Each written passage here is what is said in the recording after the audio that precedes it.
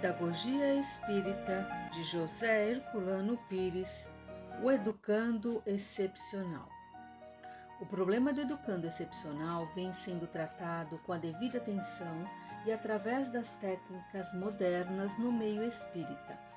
Há eficientes instituições especializadas, como o Instituto Nosso Lar, em São Paulo, dirigido pela senhora Nancy Pullman de Girolamo, especialista em enfermagem e particularmente neste campo.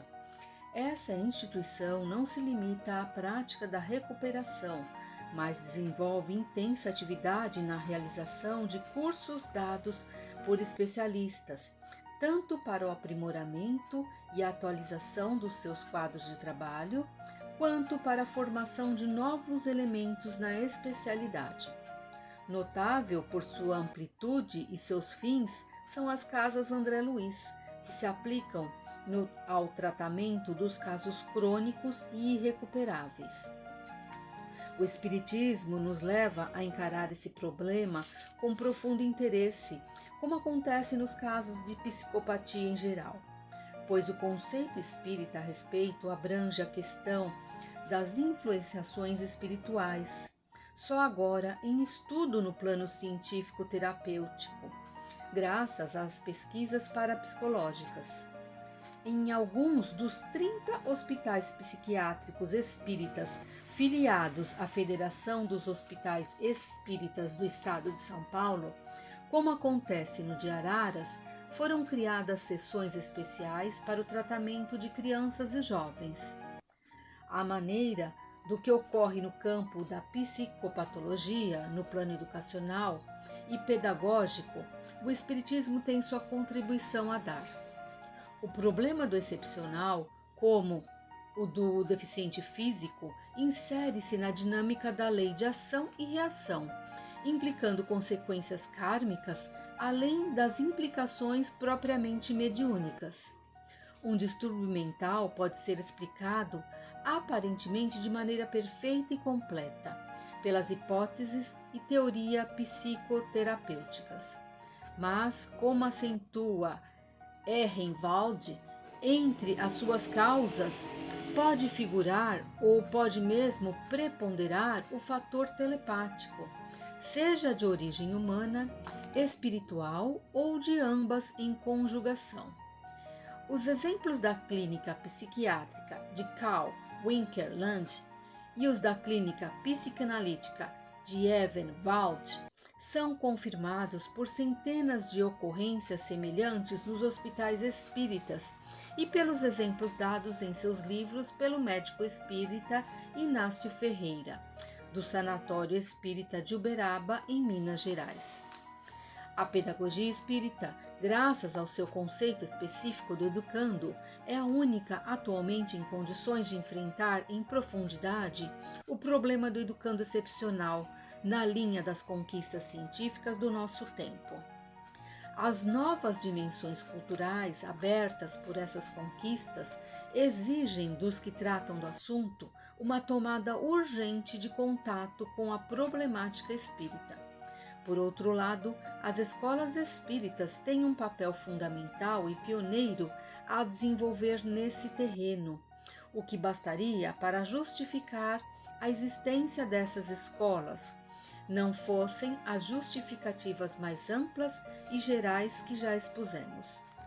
Podemos mesmo afirmar que no trato desse grave problema, a concepção espírita representa uma revolução de consequências ainda imprevisíveis. A designação genérica de excepcional, usada atualmente para todos os casos de exceção, justifica-se no plano convencional, mas, do ponto de vista metodológico, não nos parece acertada. As diferenças específicas entre os excepcionais deficientes e os de ordem evolutiva são demasiado significativas para permitirem essa classificação única. Os primeiros são deficientes e os segundos são superdotados. O normal, como assinala Hubert, é uma classificação de tipos médios do que um tipo precisamente definido. Abaixo do normal estão os deficientes, bem caracterizados por sua condução patológica, mas os que estão acima do normal revelam uma condição superior que não comporta a suspeição de anormalidade. Precisamente para evitar as confusões do passado nesse terreno, Myers criou o termo paranormal, hoje vulgarizado pela parapsicologia. A teoria lombrosiana do gênio como portador de um desequilíbrio constitucional pelo desenvolvimento exagerado do intelecto está decisivamente rejeitada a partir das pesquisas geniais de Myers e pelas atuais revelações das pesquisas parapsicológicas. No Espiritismo, essa teoria de Lombroso é rejeitada pela teoria da evolução espiritual do homem e pelas pesquisas de Kardec sobre os idiotas, provando que as deficiências mentais decorrem de desajustes no paralelismo psicofisiológico das funções cerebrais. Essas pesquisas de Kardec estão hoje confirmadas pelas pesquisas parapsicológicas, através das quais especialistas contemporâneos demonstraram que no campo de psi, ou seja, da fenomenologia paranormal, a capacidade de percepção extrasensorial dos deficientes mentais é a mesma das pessoas normais. A teoria de Heine sobre a natureza extrafísica da mente, que Vassiliev tentou improficuamente refutar através de suas pesquisas na União Soviética, atualiza no campo científico dos nossos dias a teoria espírita e as conclusões experimentais de Kardec. Por outro lado, os debates sobre a natureza residual ou transcendente das funções psíquicas no homem foram resolvidas pela maioria absoluta dos investigadores mais representativos a favor da transcendência. A teoria residual apoiava-se no fato de os animais possuírem funções psíquicas. Pretendia-se que esse fato provasse serem essas funções um resíduo animal do homem. A tese vitoriosa é que considera essas funções como um novo passo na evolução humana, segundo Myers já demonstrara em suas pesquisas. Só os materialistas soviéticos e alguns ramos sistemáticos da parapsicologia, como o de Robert Amadou na França, condicionado pela concepção católico-tomista, e o de Emílio Servadio na Itália, condicionado pela concepção materialista, insistem ainda na sustentação da tese superada. Querer reduzir uma faculdade humana superior que amplia as possibilidades de percepção do homem de maneira a adaptá-lo às exigências da pesquisa cósmica é evidente absurdo que só o esquematismo rígido de uma posição dogmática pode explicar. Para mim, diz Myers, o gênio é uma potência que permite ao homem a utilização em medida maior de suas faculdades inatas e submeter os resultados do processo mental subliminar à corrente supraliminar do pensamento. Como se vê por essa declaração, o gênio é um homem cuja evolução espiritual lhe permite maior flexibilidade nas relações entre a mente de relação e a mente de profundidade. Mas, para evitar interpretações errôneas e absurdas, como a que hoje é difundida entre nós por um sacerdote travestido de parapsicólogo, Myers acrescenta: não se pense que estou afirmando a superioridade intrínseca do subliminar em relação ao supraliminar.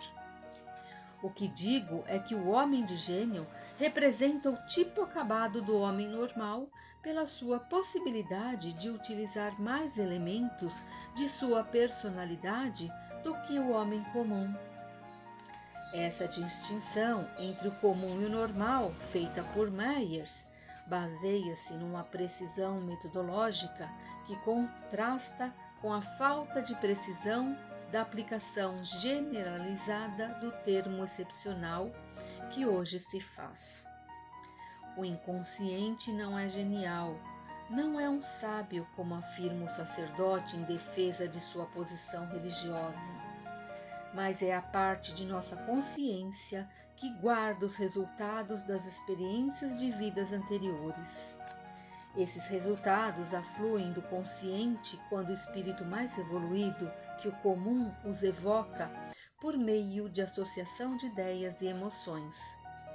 No homem comum também ocorre isso, mas as condições medianas de desenvolvimento em que se encontra não lhe permitem lampejos de gênio. A mente de relação é superior ao inconsciente, porque nela residem, acentua Meyers, os centros superiores que presidem aos nossos pensamentos mais complexos e à nossa vontade. É, por assim dizer, a cabina de controle de nosso comportamento e de nossas atividades. O gênio resulta do aprimoramento dessa cabina, que permite ao homem superior utilizar-se racionalmente dos arquivos do inconsciente e das percepções extrasensoriais captadas por este. De nada adianta ao homem comum, e menos ainda a um deficiente mental, captar pelo inconsciente percepções superiores que não pode assimilar no consciente e traduzi-las ou aplicá-las em suas reflexões. O excepcional evolutivo ou superdotado, mesmo que não tenha atingido as alturas do gênero, poderá utilizá-las. Examinemos o que pode fazer a pedagogia espírita a favor do educando excepcional nas duas categorias mencionadas. Deficientes mentais.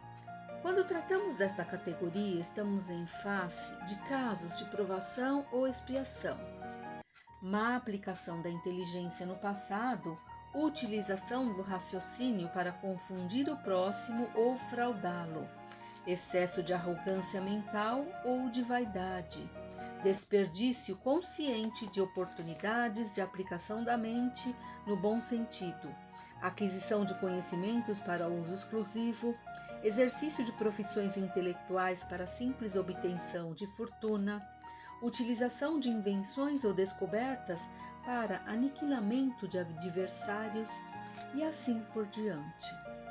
Os casos de provação são sempre mais benignos, os de expiação mais pesados e torturantes. Há também os casos de suicídios com destruição do cérebro, que geralmente redundam em desequilíbrios mentais e determinando alterações negativas na formação do novo cérebro no processo de reencarnação. Em todos esses casos, temos não só as alterações endógenas produzidas pelas perturbações da consciência do reencarnante, mas também as subsequentes perturbações exógenas, provocadas por influenciações de espíritos vingativos. Essa categoria, portanto, requer o auxílio da terapêutica espírita em profundidade e em extensão.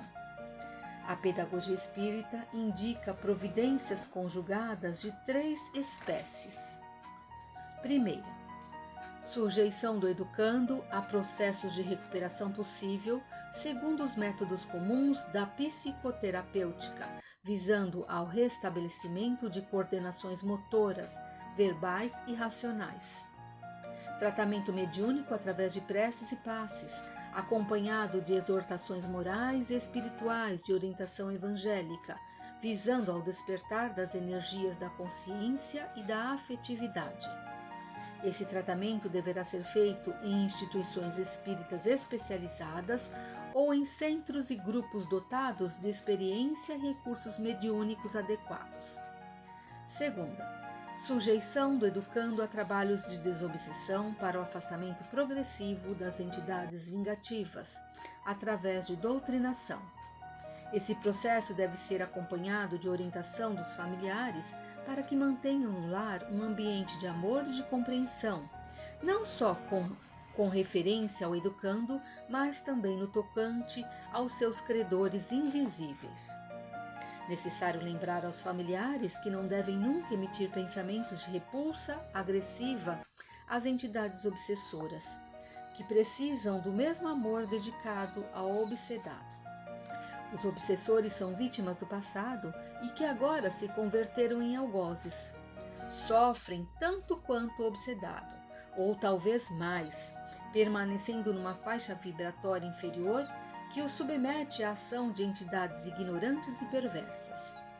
A situação infeliz dos obsessores foi determinada pela ação consciente do obsedado no passado, que é, portanto, responsável pela situação em que eles ainda se encontram. A compreensão desse princípio pelos familiares é de importância capital no tratamento. Terceira, a escola espírita, em suas classes de deficientes mentais, deve manter um ambiente estimulador, arejado e puro, mas desprovido de aparatos excessivos. Um vaso de flores é sempre um elemento benéfico. O professor ou professora deve ter curso de especialização para essa forma de ensino e conhecer a doutrina espírita em seu aspecto racional, de maneira a não criar nenhuma espécie de mística religiosa no trato dos alunos. Harmonizando as técnicas de ensino paraexcepcionais das escolas leigas com a orientação oral espírita, obterá maior eficácia no emprego dessas técnicas. É indispensável o aumento de cursos especializados para professores espíritas, sempre mantidos numa linha de orientação científica atualizada. Submetido assim o deficiente mental a um sistema tríplice de tratamento, podemos esperar bons resultados. Mas é bom não esquecer que estamos diante de casos kármicos, a fim de não esperarmos resultados maiores do que os possíveis em situações dessa espécie. A provação e a expiação, como sabemos, são suscetíveis de abrandamento quando as tratamos com amor e compreensão. Claro que os casos passíveis de escolaridade já revelam possibilidades favoráveis. Mesmo assim, não podemos exagerar em nossas esperanças. Sabemos que o mal a que estão sujeitos é o próprio remédio de que espiritualmente necessitam, mas sabemos também que a justiça divina é temperada com a misericórdia.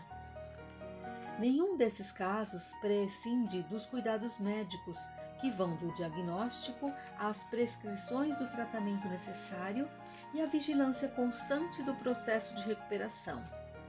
Evidente que o ideal é sempre a orientação de um médico espírita especializado, capaz por isso mesmo de compreender e avaliar o caso de seus vários aspectos. Hubert estabelece uma distinção entre o que considera atraso mental patológico e o que chama de simples retardamento mental produzido por educação mal orientada, ambiente desfavorável no lar e desarranjos, ou acidentes no desenvolvimento da inteligência, da vontade e da afetividade. De um ponto de vista espírita, essa diferenciação não tem grande importância, pois muitas vezes os casos patológicos diagnosticados e considerados incuráveis resolvem-se facilmente com o afastamento da entidade causadora que escapou à visão médica. Estas incidências, entretanto, não justificariam a negligência na orientação médica necessária de todos os casos, de vez que não somos apenas espírito, mas vivemos no corpo. Os superdotados. O fato de um educando apresentar-se como superdotado intelectualmente, com um elevado QI, não o livra de sofrer distúrbios mentais e emocionais. Se assim pensássemos, cairíamos no outro extremo da posição errada em que se encontram os que consideram que há muita inteligência desequilibra a criatura. A inteligência nunca é excessiva, pois a verdade é que o nível mental da Terra ainda é muito baixo. A maioria da humanidade terrena dispõe de poucas luzes. Mesmo as chamadas elites elites culturais apresentam triste espetáculo no tocante à inteligência. Estamos muito distantes de poder enfrentar exageros de desenvolvimento intelectual. Como assinalou Kardec, os homens mais notáveis e considerados senhores de elevado padrão mental são, em geral, tão pueris que chegam a desprezar fatos evidentes porque contrariam os seus pontos de vista ou procedem de fontes que eles consideram inferiores. No próprio meio espírita, a crise de inteligência é grande e a preguiça mental, como escreveu Bittencourt Sampaio numa mensagem psicografada, é a grande responsável pelo nosso exíguo desenvolvimento doutrinário. Inteligência de sobra só existe em relação a esse ambiente negativo. Na realidade, os homens mais inteligentes, chamados gênios, foram sempre sacrificados ou desprezados, pois o que impera em nosso mundo é a mediocridade aventureira e parlapatana. Por causa desta, que domina e aparece, criou-se a lenda dos desequilíbrios por excesso de inteligência. Pittix teve a razão ao escrever a sua introdução à estupidez humana. Como acentuou Ingêneros, outro motivo da lenda é o fato de um homem inteligente, quando desequilibrado, se destacar na grande planície da loucura inexpressiva. A pedagogia espírita não pode endossar esse crime generalizado contra a inteligência, que é marca de Deus em nós. Os superdotados, como vimos, são os que, no dizer de Meyers, representam o homem normal de uma civilização que ainda está por se completar, que ainda é apenas um esboço do que devia ser. Para os superdotados, a pedagogia espírita deve exigir condições especiais de formação intelectual e moral. Quanto aos desequilíbrios que alguns deles revelarem, é necessário tomar-se providências para os ajustar, sem misturá-los numa classificação genérica absurda e injustificável. O desenvolvimento intelectual é sempre seguido do desenvolvimento da sensibilidade. Sabemos que uma sensibilidade aguda se choca mais intensamente com a opacidade do mundo, segundo a expressão de Sartre. É natural que essa sensibilidade reaja contra a estupidez generalizada e até mesmo leve o superdotado a atitudes que condenam perante a opinião geral. Até hoje, muitas inteligências brilhantes consideram que Jesus foi um louco. Binet Sanglé escreveu um livro científico transbordante de erudição, A Loucura de Jesus, para provar esta tese. Mas a simples defesa da tese demonstrava a falência da mal orientada inteligência do autor. Considera-se agora que uma nova raça está surgindo na Terra. Seus expoentes são chamados mutantes, mas infelizmente a maioria dos mutantes que deviam iniciar a mutação da nossa humanidade medíocre já se apagou no charco da mediocricidade generalizada. Os leitores poderiam perguntar que grande inteligência temos para nos julgar assim a nossa humanidade? Não se trata de inteligência, mas apenas de bom senso. Descartes demonstrou que o bom senso é a coisa mais bem repartida do mundo. Todos nós possuímos bom senso e podemos usá-lo quando nos desenvolvemos um pouco de humanidade, de humildade. O bom senso nos mostra a todos os que quisermos ver a penúria de inteligência em que vive nosso planeta. A pedagogia espírita precisa, por isso mesmo, amparar e defender a inteligência dos superdotados. As escolas espíritas têm o dever de estruturar programas que favoreçam esse desenvolvimento, pois estamos cada vez mais necessitados de criaturas realmente inteligentes, para que o espírito possa cumprir sua finalidade. René Hubert nos propõe a tese neocantiana do relativismo crítico, sobre o desenvolvimento da consciência. Parte do ensaio de Octave Hamelin sobre os elementos principais da representação. Não vamos examinar a tese, mas tentar aplicá-la à solução do nosso problema. Hamelin deu novo sentido à dialética, tirando-lhe o aspecto agressivo de luta dos contrários. Hilbert a transforma num instrumento de ação pedagógica para a explicação e orientação do desenvolvimento da consciência. Esse desenvolvimento é processo mesmo da educação em nossa vivência no mundo e nos mostra de maneira clara como a vida nos proporciona o domínio de toda a realidade exterior através da evolução do espírito. Vamos tentar expor em forma resumida esse vasto processo. Em primeiro lugar, temos a consciência teórica, que nasce de nossa relação com o mundo. Somos o sujeito e o mundo é o objeto. Captamos a realidade exterior e a interiorizamos na formulação das categorias da razão. Essas categorias são a nossa própria experiência das coisas. Assim, a experiência nos dá a multividência ou visão do mundo.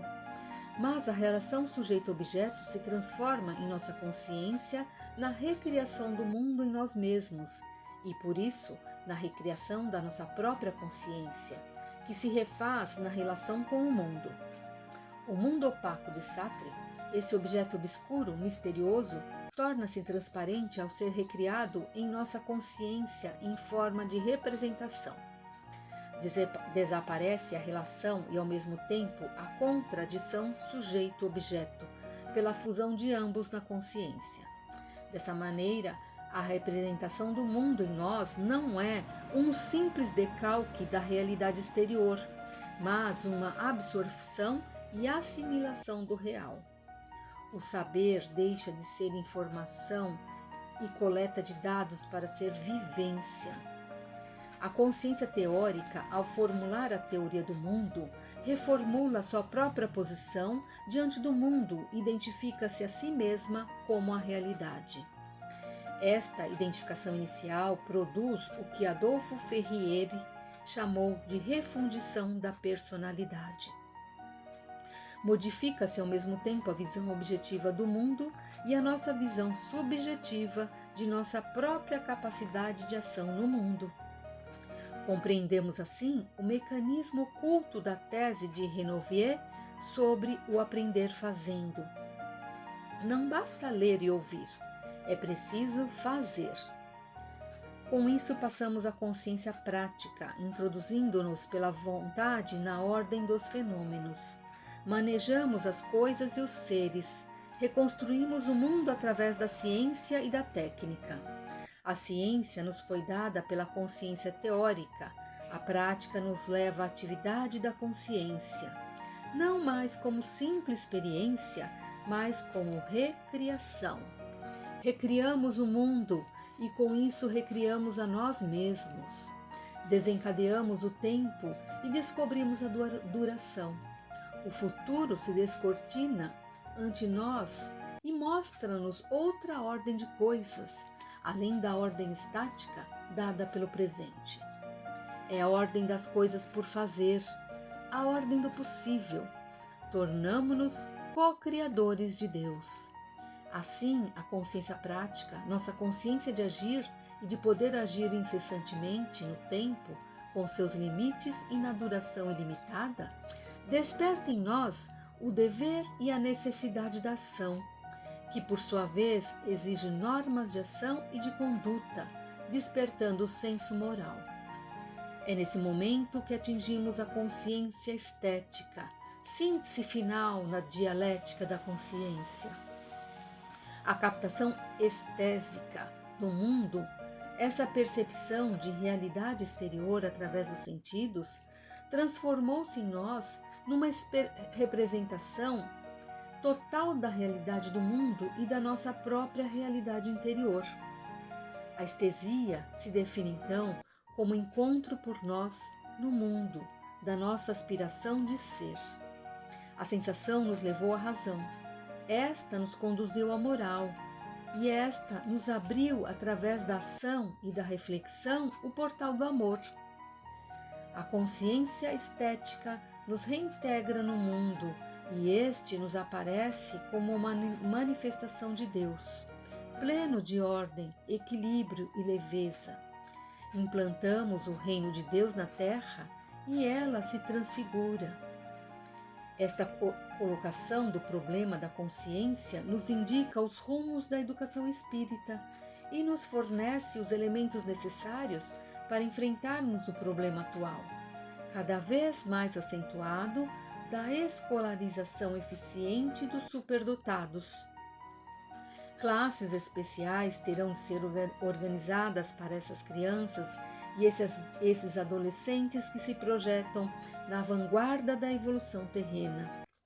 Mantê-los em mistura com os menos capazes seria prejudicial, tanto para eles como para os outros. Mas é evidente que os professores para essas classes especiais precisam ser também suficientemente arejados e capacitados. Seus alunos necessitam muito mais de estímulos do que de ensino. Mais uma vez, temos de voltar às sugestões do método Montessori, mas compreendamos bem as sugestões e não ao método em si. A teoria ambiental de Montessori nos parece fecunda nesse sentido. Tratemos ainda rapidamente dos deficientes físicos. O conceito espírita do educando nessas condições nos revela um ser submetido a consequências dolorosas de vidas pregressas, em geral sujeito à ação negativa de entidades espirituais que lhes dedicam ódio. Os defeitos de que são portadores não decorrem de simples causas físicas, como geralmente se supõe, mas de profundas causas morais. Os traumatismos da consciência culpada repercutiram na formação do corpo ou os conduziram a encarnações na linha hereditária adequada. A pedagogia espírita deve indicar à educação espírita os meios de socorrê-los e auxiliá-los, educando-os na consciência de sua natureza espiritual. A compreensão de que as deficiências físicas não prejudicam, mas, pelo contrário, servem de corrigendas para o seu espírito, despertando-lhes energias renovadoras em sua consciência. Os auxiliará a superar o sentimento de inferioridade e a possível revolta contra a aparente injustiça a que foram submetidos. A doutrina espírita da responsabilidade individual intransferível os levará à compreensão de que não foram castigados por Deus, nem por qualquer tribunal misterioso. São simples acidentados da evolução, à semelhança dos acidentados do trabalho ou da pesquisa. Sabendo-se dotados de um corpo espiritual, cuja natureza flexível obedece facilmente ao comando da mente e aos impulsos da vontade, aprenderão a controlar os seus pensamentos e as suas emoções no presente, para assegurarem a si próprios a reintegração futura em sua forma normal. Essa compreensão é muito diferente da consolação proporcionada pelas doutrinas religiosas, que se limitam a exigir-lhes a submissão à vontade de Deus. A educação espírita não objetiva torná-los simplesmente resignados, mas a transformá-los em elementos conscientes de suas possibilidades nesta mesma existência, onde poderão, pelo desenvolvimento do espírito, superar as deficiências físicas. Não necessitam de classes especiais, e estas só lhes seriam prejudiciais.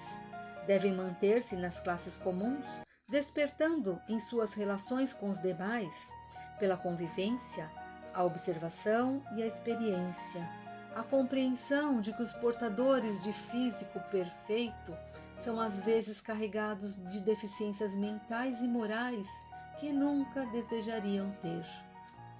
Uma espécie de compensação egoísta, mas que a comparação impõe naturalmente e serve também para mostrar-lhes que há na natureza um princípio imanente de equanimidade.